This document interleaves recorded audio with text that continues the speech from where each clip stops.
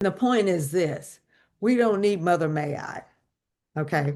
So moving right along to the last part, values-based leaders should ask, who is impacted by the decision? That one is near and dear to my heart too. I think understanding, always thinking about impact is so important. Who might be overlooked?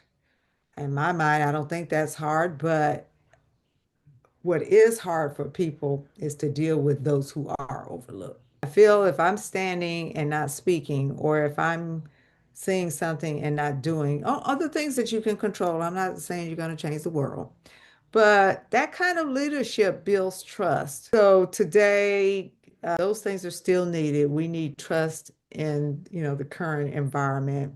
We need trust when things are uncertain. Protecting the dignity of people with less power.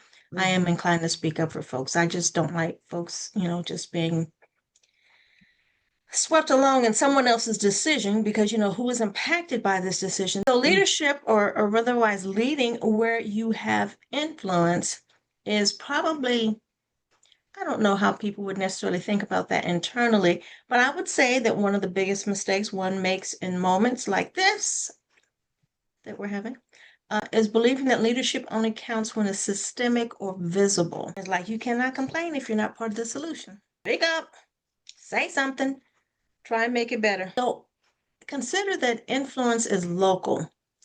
You may not control federal policy, thank you kindly, but you might control hiring decisions, team culture. How does your team function on the daily? What are you known for? How do people feel being a part of your team?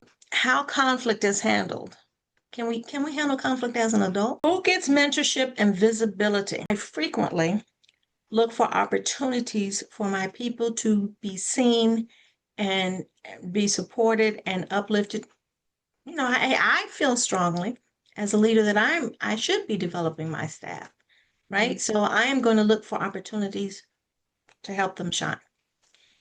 And it's hard getting folks to understand that that's part of your job. That's what you're supposed to be doing for your people.